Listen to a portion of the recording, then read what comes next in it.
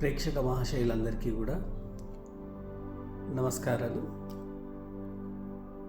ఈ నెల డిసెంబర్ 21వ తేదీ ఆదివారం రోజున ఈ 2025 సంవత్సరానికి వీడ్కోలుగా పోచమ్మ మైదాన్ జకోటియా కాంప్లెక్స్లో చీర్స్ కుడిల్ 3rd ఫ్లోర్లో మనీ మంత్ర జిఆర్కే ఇన్స్టిట్యూట్ ఆధ్వర్యంలో మనీ మంత్ర క్లాస్ని ఏర్పాటు చేయడం జరిగింది. ఈ క్లాస్కి రావడం కోసం చాలామంది రకరకాలుగా ప్రశ్నలను అడుగుతున్నారు. గతంలో వచ్చిన వాళ్ళందరూ కూడా సంసిద్ధులయ్యారు క్లాస్కి రావడానికి. మనం ఖమ్మంలో, వరంగల్లో కలిపి ఈ 2 జిల్లాలలో 5 రెగ్యులర్ క్లాసులని నిర్వహించుకోవడం జరిగింది. అదేవిధంగా ఒక స్పెషల్ క్లాస్ను కూడా నిర్వహించుకోవడం జరిగింది. ఇప్పుడు మళ్ళీ రెగ్యులర్ క్లాసే అయినప్పటికీ రాబోయేటువంటి 2026ని ఏ విధంగా మనం గొప్ప స్థితిలోకి మారడానికి ఎలాంటి ప్రణాళికలు ఉండాలనే దానిపై క్లాస్ నిర్వహించబోతున్నాను.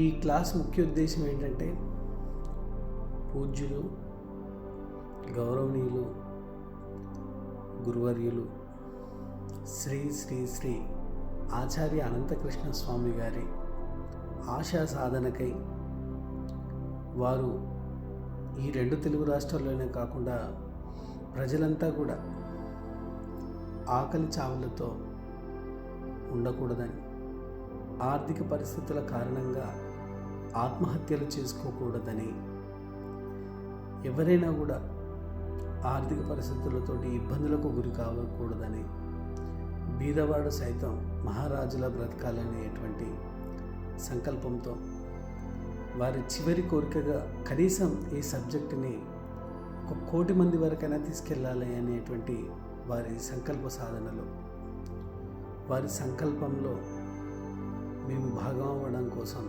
ఈ ప్రయత్నం నిర్వహిస్తున్నాను. నాకు ఒక టీం తయారై నన్ను ముందుకు నడిపిస్తున్నారు. ఈ సభాముఖంగా వారందరికీ నేను కృతజ్ఞతలు తెలియజేస్తున్నాను. ఇప్పుడు ఈ క్లాస్ అందరూ ఏంటంటే, ఈ సబ్జెక్టు గురువుగారి వీడియోలు చూడమన్నారు, చూస్తున్నాం కానీ మాకు ఒక బేసిక్ అనేది ఒకటి కావాలి. ఎలా మొదలు పెట్టాలి, ఎలా చేయాలి, అసలు సబ్జెక్ట్ని ఎలా పట్టుకోవాలి అనేటువంటి ప్రశ్నలను అడగడమే కాకుండా ఇంకా డిఫరెంట్ ఆలోచనలు, ప్రశ్నలు వాళ్ళ మెదడులో కలుగుతున్నాయి.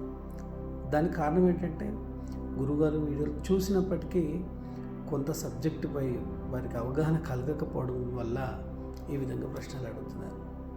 వాటన్నిటినీ నివృత్తి చేయడానికి, సబ్జెక్ట్ మీద ఒక పట్టు దొరకడానికి, అదేవిధంగా ఈ సబ్జెక్టుని సులభంగా మీకు అర్థమవ్వడానికి నేను ఒక చిన్న ప్రయత్నం చేస్తున్నాను. ఆ ప్రయత్నం ఏంటంటే, ఒక కథ రూపంలో మీ ముందుకి ఈ యొక్క విషయాన్ని, సబ్జెక్టును ఒక కథ రూపంలో మీకు అందించడానికి నా ప్రయత్నం చేస్తున్నాను. ఒక ఊరిలో ఒక నిరుపేద కుటుంబం, ఆ నిరుపేద కుటుంబంలో ఒక తాగుబోతు తండ్రి.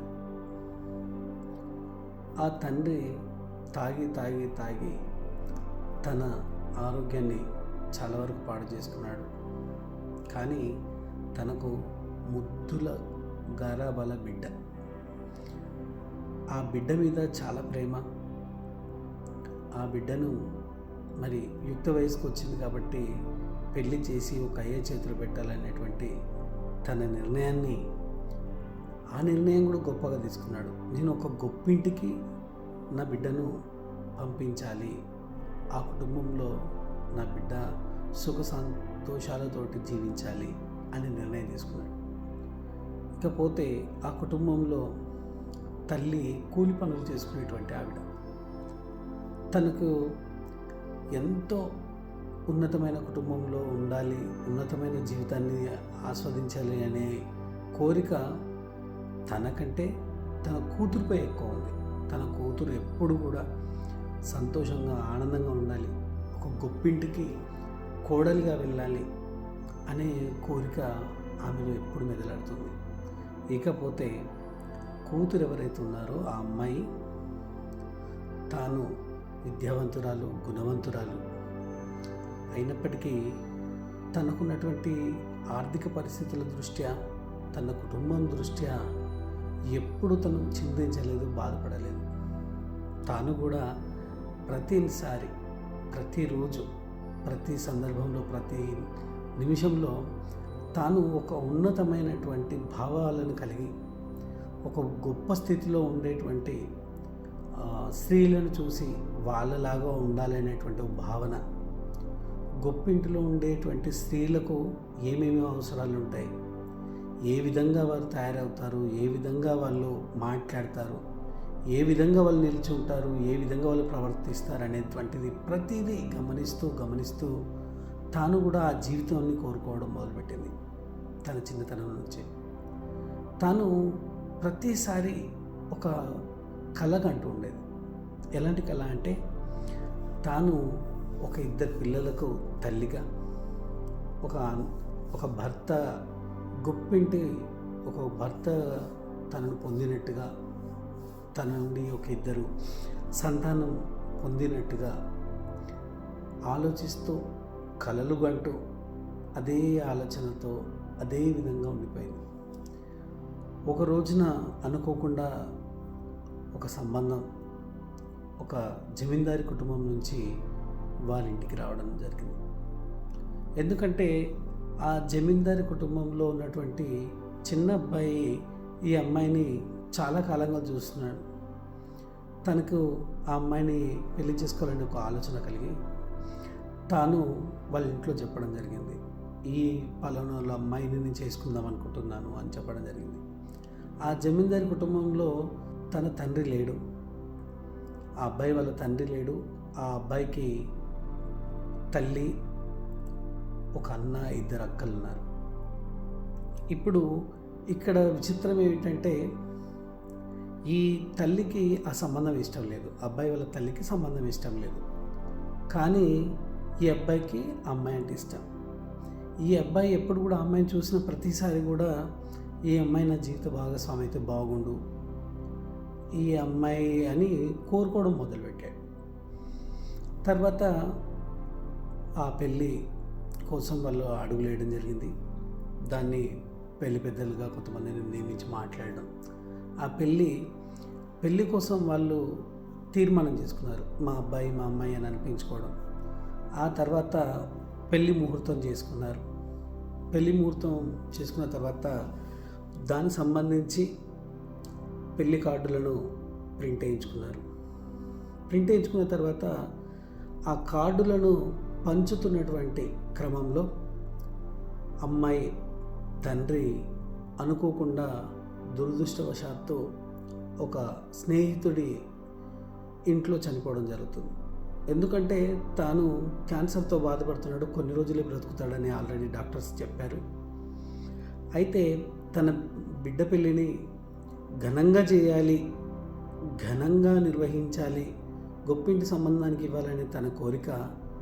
మరి ఈ పెళ్లి కార్డులు పంచుతున్నటువంటి సందర్భంలో వాళ్ళ స్నేహితులతో మద్యం దాగి తను చనిపోతాడని తెలిసి కూడా కొన్ని రోజులు పెళ్లి వరకైనా ఉంటాను అనే ఆలోచనతో ఉండడం వల్ల తాను చనిపోయాడు. ఇది ఇలా ఉండగా ఈ పెళ్లి పిల్లగాని తల్లి ఎవరైతే ఉన్నారో ఆవిడ ఈ మరణాన్ని అపశకునంగా భావించి తను ప్రతి విషయాలలో కూడా ఈ పెళ్ళిని వీలైనంత వరకు ఆపేయాలనేటువంటి భావనతో ఆవిడ ఉండడం జరిగింది.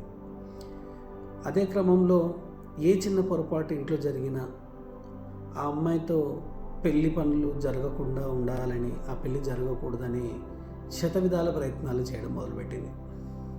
ఈ క్రమంలో తనకున్నటువంటి ఆలోచన, తన మీద ఉన్నటువంటి అయిష్టాన్ని ఆ కుటుంబం మొత్తం ప్రచారం చేయడం పెట్టింది. తాను మనం పెళ్లి చేసుకుందాం, మన ఇంటికి కోడలుగా తీసుకొద్దాం అనే సరికి సొంత తండ్రినే కోల్పోయిన దురదృష్టవంతురాలని ప్రచారం చేయడంతో కొంతమందికి వివిధ రకాలుగా, కొంతమందికి మన ఇంటికి సరిపడదు, తను బీద అమ్మాయి అని ఒక్కొక్కరుగా వద్దు అనే కాడికి వచ్చేసారు. పెళ్ళి వద్దు, అమ్మాయి వద్దు అనే కాడికి వచ్చేసారు. కొంతమంది ఏమో తండ్రి చనిపోయినప్పటికీ కూడా ఈ టైంలో పెళ్లి చేస్తే పుణ్యం వస్తుంది, చేసుకున్న వాళ్ళకి పుణ్యం వస్తుంది అని మరి కొంతమంది అభిప్రాయం. ఇలా ఈ అభిప్రాయాలు ఏవైనప్పటికీ ఈ అబ్బాయి మాత్రం ఖచ్చితంగా నేను పెళ్లి చేసుకుంటానని నిర్ణయం ప్రకటించారు. అప్పుడు తల్లి, తన పెద్ద కొడుకు, 2 కూతుళ్ళు అందరూ ఒక చోటికి చేరి ఒక నిర్ణయం తీసుకున్నారు. పెళ్ళి వరకు ఉందాం, పెళ్ళి తర్వాత వాడిని ఇంట్లోకి పంపించి మనం వెళ్ళిపోదాం, మనం అందరం కూడా ఎవరి చోటి వాళ్ళు వెళ్ళిపోదాం. తల్లి నిర్ణయం తీసుకుంది, పెద్ద కొడుకు దగ్గరే నేను ఉండిపోతాను, తనకు రావాల్సిన ఆస్తి వాటాలు ఏమున్నా కూడా అవన్నీ తర్వాత తదనంతరం ఇచ్చేద్దామని చెప్పి నిర్ణయం తీసుకున్నారు. ఎందుకంటే వాళ్ళకు ఒక అపనమ్మకం ఏర్పడింది. ఆ అమ్మాయి పెళ్ళికి ముందే తండ్రిని కోల్పోయింది అనేటువంటి ఆ అమ్మాయి మీద ఉన్నటువంటి ఒక కోపమే కానివ్వండి, ఒక ఈర్ష్య కానివ్వండి, ఒక అసూయ కానివ్వండి, అది ఏదేమైనప్పటికీ వాళ్ళు నష్టజాతకురాలు అనే ఒక ముద్ర వేయడం జరిగింది. సరే, ఇది ఇలా ఉంది. మొత్తం మీద పెళ్ళయింది. పెళ్ళి అయిన తర్వాత ఆ అమ్మాయి కాపురానికి వచ్చింది. అన్ని పెళ్ళి కార్యక్రమానికి సంబంధించిన అన్ని కార్యక్రమాలు అయిపోయాక అందరూ వెళ్ళిపోవడం జరిగింది. ఆ తర్వాత తాను తన భర్తతో సంతోషంగా, ఆనందంగా జీవితం కొనసాగిస్తూ ఈ విధంగా జరిగినటువంటి ఈ పెళ్లి క్రతువులో ఈ పెళ్ళైన అమ్మాయి చాలా బాధలు, చాలా ఇబ్బందులు, చాలా విపరీతమైనటువంటి ఒక రకమైన క్రూర చేష్టలని చెప్పుకోవచ్చు. అటువంటివన్నీ ఎదుర్కొని ముందుకొచ్చింది. కానీ ఆ అమ్మాయి ఏ ఒక్కరోజు కూడా వాటిని సమస్యలాగా చూడలేదు, వాటి లోతుల్లోకి వెళ్ళలేదు. వీళ్ళు ఇలా ఎందుకు అంటున్నారు, వీళ్ళు ఇలా ఎందుకు ప్రవర్తిస్తున్నారని తను అనుకోలేదు. కానీ కొన్ని రోజుల తర్వాత, ఒక 6 నెలలు గడిచిపోయిన తర్వాత ఆ అమ్మాయి వాళ్ళ తల్లి ఒక మాట చెప్పింది.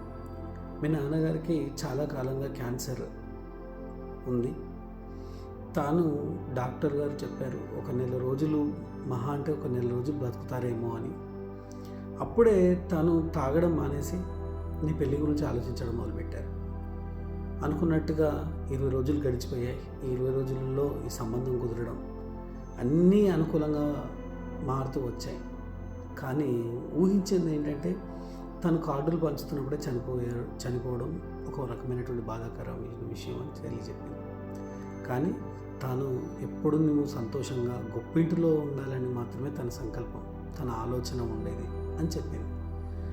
కానీ ఇక్కడ గమనించాల్సింది ఏంటంటే, ఇక్కడ అమ్మాయి తన నాన్నగారు చనిపోవడం, తను ఆర్థికంగా లేకపోవడం వల్ల ఎన్నో అవమానాలకు గురైంది.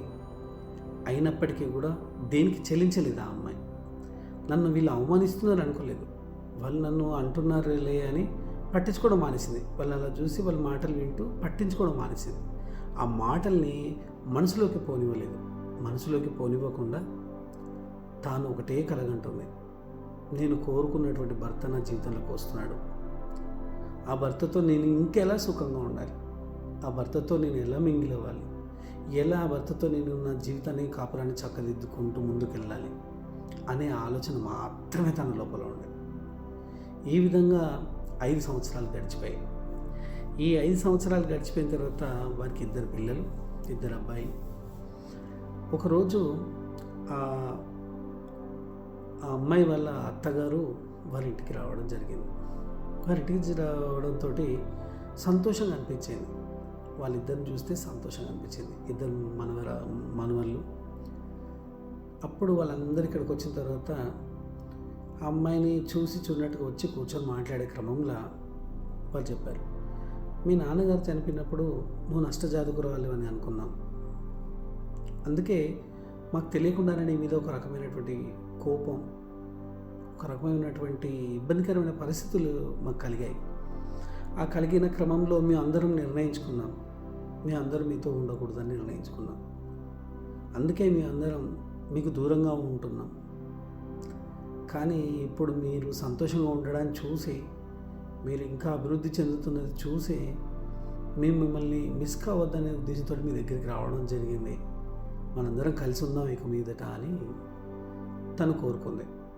ఇక్కడ గమ్మత్ ఏంటంటే, ఈ కోరుకున్న విధానంలో వాళ్ళు కూడా ఒప్పుకున్నారు. అమ్మ మీతో కలిసి ఉండడం మాకు చాలా ఇష్టమని కొడుకు, కోడలు, మనవళ్ళు చాలా మురిసిపోయారు. ఎప్పుడో పండగకో పబ్బానికో వచ్చి మమ్మల్ని కలవడం కంటే మాతోనే జీవించడం అంటే మాకు చాలా ఇష్టమని వాళ్ళు తేల్చి చెప్పారు. ఇక్కడ విచిత్రం ఏంటంటే, ఆ అమ్మాయి ఈ సబ్జెక్ట్ని అర్థం చేసుకునే విధానంలో ఇప్పుడు ఒక లాజిక్, అంటే ఎలా అర్థం చేసుకోవాలి ఈ సబ్జెక్ట్ని, ఈ సబ్జెక్ట్ ఇప్పుడు నేను చెప్పిన స్టోరీకి మణిమంత్ర సబ్జెక్ట్కి ఏంటి లింక్ అనేది ఒకసారి గమనించండి. ఇక్కడ అమ్మాయి ఒకటే విధంగా ఆలోచించింది, నా భర్తతో నేను సుఖంగా జీవిస్తున్నాను, ఆ తర్వాత నా పిల్లలిద్దరు కలిగారు, నా పిల్లలిద్దరితో నేను సుఖంగా జీవిస్తున్నాను అని ప్రేమగా మనసు నిండా నింపుకొని అదే ధ్యాసలో ఉండిపోయింది. ఆ తర్వాత కొంతకాలానికి వీళ్ళు అనుకున్నది ఏదైతే అనుకున్న జీవితాన్ని వాళ్ళు గడిపేసిన తర్వాత మళ్ళీ వాళ్ళకి ఇంకొక కొత్త ఆలోచనలు మొదలయ్యాయి. అందరూ ఉండాలి మాతో, మేము అందరితో ప్రేమగా ఉండాలి, అందరూ మమ్మల్ని ప్రేమిస్తున్నారు, వాళ్ళందరికీ నేనేమో వంట చేసి పెడుతున్నాను, అందరూ నాతో కలివిడిగా ఉంటున్నారు అని మళ్ళీ ఆలోచించడం మొదలుపెట్టింది. కానీ ఏ ఒక్క రోజున కూడా ఒక వ్యతిరేక భావాలనేటివి కలగకుండా, ఏ వ్యక్తి మీద వ్యతిరేక భావాలను పోనివ్వకుండా, తాను ఏదైతే మనసు పెట్టి ప్రతిక్షణం ఊహిస్తూ కలగంటూ వచ్చిందో అది మాత్రం ఒక్కొక్కటిగా నెరవేరుతూ ముందుకెళ్తున్నాయి. వాళ్ళ జీవితంలో ఇంకా ఎన్నో కోరికలు ఉన్నాయి. ఆ కోరికలన్నిటినీ ఒక్కొక్కటి సాకారం చేసుకుంటూ ముందుకెళ్తున్నారు. ఇక్కడ ఈ సబ్జెక్ట్లో కూడా, మణిమంత్ర సబ్జెక్ట్లో కూడా అసలు వాస్తవం ఏంటిది, ధర్మం ఏంటిది, సత్యం ఏంటిది, మనం ఎలా జీవించాలి, మన జీవనానికి ఈ డబ్బుకు ఉన్నటువంటి సంబంధం ఏందనేది ఈ సబ్జెక్ట్లో మనకు అర్థమైపోతుంది. ఇంకా ఈ వివరంగా చెప్పుకోవాలంటే ఇంతసేపు మనం వీడియోలో చెప్పుకోవడం కష్టం, కాబట్టి ఇది క్లాస్లో వింటేనే క్లియర్గా అర్థమవుతుంది.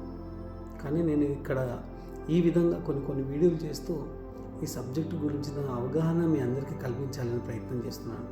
అంటే ఒక ఆలోచన ధోరణి ఏ విధంగా ఉంటే మనకు ఆ విధమైనటువంటి ఫలితాలే వస్తాయి. మనకు భగవద్గీతలో చెప్పబడినట్టుగా యద్భావం తద్భవతి అన్నట్టుగా ఏది మన భావనలోకి వస్తే అదే మన జీవితంలోకి వస్తుంది. ఇక్కడ ఈ కుటుంబంలో మనం గమనించినట్టయితే ఆ అమ్మాయి భర్తతో సుఖంగా జీవిస్తున్నట్టుగా ఊహించింది. కాబట్టే వారి అబ్బాయి వల్ల తల్లికి ఆ అమ్మాయి మీద నెగిటివ్, అంటే ఒక రకమైనటువంటి నష్టజాతకురాలైనటువంటి ఆలోచన కలిగి అక్కడి నుంచి అందరు వెళ్ళిపోవడం జరిగింది. ఆ అమ్మాయి తర్వాత 2 పిల్లలతో సంతోషంగా ఉన్నట్టు ఊహించినట్టుగానే ఆ 2 పిల్లల సంతానం 5 సంవత్సరాల్లో వాళ్ళకి కలిగింది. వాళ్ళు సంతోషంగా జీవించారు. ఆ తర్వాత వాళ్ళు మళ్ళీ తల్లిదండ్రులతో, అంటే తల్లితో, అత్తతో, బావగారితో, వాళ్ళ కుటుంబంతో, ఆడపడుచుల్లో వాళ్ళ కుటుంబంతో సరదాగా జీవించాలి, మళ్ళీ వాళ్ళతో కలిసిమెలిసి కలివిడిగా ఉండాలి అని ఎప్పుడైతే తన ఆలోచనలను మొదలుపెట్టిందో, ఆ ఆలోచనలకు ప్రతిరూపకంగా ఈ క్రమక్రమంగా కాలంలో మార్పులు వచ్చి వాళ్ళే వీళ్ళ దగ్గరికి వచ్చేలాగా చేశాయి పరిస్థితులు.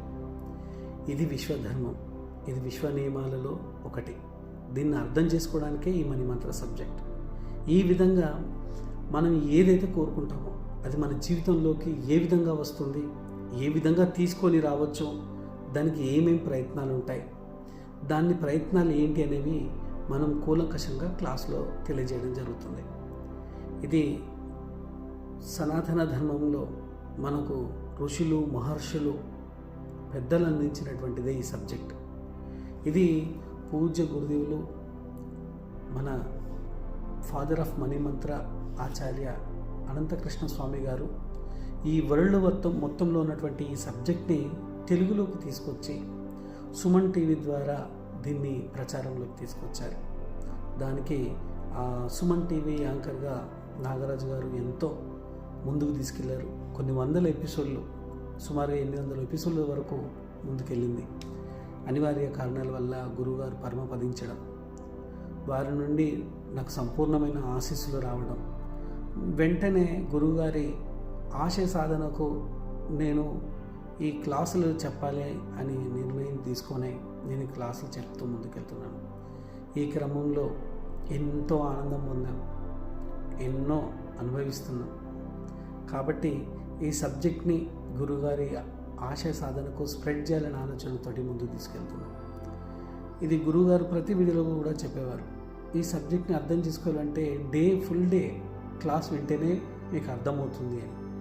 మేము గురువుగారి క్లాసులలో రెగ్యులర్ క్లాసులు విన్నాం, స్పెషల్ క్లాసులు విన్నాం, సెషన్ క్లాసులు విన్నాం, మెటాఫిజిక్స్ క్లాస్ విన్నాం, బూస్టర్ క్లాసులు విన్నాం. ఇలా వివిధ క్లాసులు వింటూ నేర్చుకోవడం జరిగింది.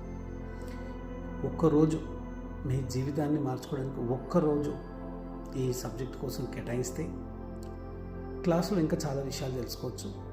ఇకపైన నేను ఈ వీడియో రూపంలో కొన్ని అంశాలని ఏ విధంగా మేనిఫెస్టేషన్ చేసుకోవాలి, ఏ విధంగా మనం గురుగారు భావించినట్టుగా డబ్బు, సంపద, ఐశ్వర్యాన్ని ఏ విధంగా సంపాదించుకోవాలి, ఎలా సంపాదించుకోవాలనేటువంటి అంశాలని ఒక్కొక్కటిగా మేము ముందుకు తీసుకురావాలని అనుకుంటున్నాను. మీరందరూ మనస్ఫూర్తిగా ఆశీర్వదిస్తే ఛానల్ని సబ్స్క్రైబ్ చేసుకోండి. నా నెక్స్ట్ వీడియోలన్నీ కూడా నేను స్పెషల్గా తయారు చేసి నేను పంపించడం జరుగుతుంది యూట్యూబ్ ద్వారా. నన్ను మీరు ఎంత ఆశీర్వదిస్తారో ఆ ఆశీస్సులతో నేను మరింత వీడియోలు చేసి ఆ విశ్వదర్శన శాస్త్రాన్ని మేము ముందుంచాలని నేను భావిస్తున్నాను. ఇంకా చాలా సబ్జెక్ట్ ఉంది, అవన్నీ కూడా ప్రతి వీడియోలో కొంత షేర్ చేసుకుంటూ ముందుకెళ్ళడం జరుగుతుంది. మీరు నన్ను ఫాలో అవుతే ఇంకొన్ని విషయాలు తెలుస్తుంది. అంటే ఈ సబ్జెక్టుని డెప్త్గా తెలుసుకొని ఆచరణలు పెట్టి ఫాలో అవుదాం అనుకుంటే క్లాస్లో అయితే వివరంగా చెప్పడానికి అవకాశం ఉంటుంది. అంటే కొంత నోట్స్ ఇవ్వడం ఉంటుంది, కొన్ని అఫర్మేషన్స్ ఎలా ఉంటాయని చెప్పడం ఉంటుంది. అంటే మనకు ఈ కోణంలో ఇప్పుడు ఇంతకుముందు స్టోరీ మనం చెప్పుకున్న స్టోరీలో ఆ అమ్మాయి కోరుకున్నదే, వాళ్ళ తండ్రి కోరుకున్నదే, వాళ్ళ తల్లి కోరుకున్నదే వాళ్ళకు జీవితంలో జరిగింది. దాన్ని ఎలా అఫర్మేషన్ చేసుకుంది ఆవిడ, ఆ అఫర్మేషన్ మనం ఎలా చేసుకోవాలి. అదే ఇక్కడ ఆ అమ్మాయి ధనవంతుని పెళ్లి చేసుకోవాలనేటువంటి తన కోరిక ఎలా నెరవేరిందో మనకు డబ్బు, సంపద, ఐశ్వర్యాన్ని పొందడానికి కూడా అలానే ఉంటుంది. కాబట్టి అవన్నీ క్షుణ్ణంగా తెలియజేయడానికి నా వంతు ప్రయత్నం నేను చేస్తున్నాను. ఇది కమర్షియల్గా నేను చెప్పడం లేదు, సాధారణంగా అన్ని వర్గాల వరకు, అట్టడుగు వర్గాల వారికి కూడా ఇది అందాలనే ఉద్దేశంతో మేము నిర్వహించడం జరుగుతుంది.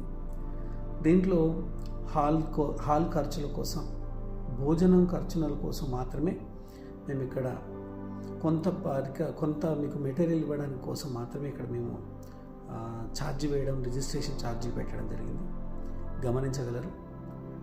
ఇది కమర్షియల్గా కాకుండా ఒక గురువు గారి ఆశయ సిద్ధాంతం కోసం, వారి అడుగుజాడలో వెళ్ళడం కోసం, వారి ఆశయాన్ని ముందుకు తీసుకెళ్ళడం కోసం నేను శ్రమిస్తున్నాను. Thank you all.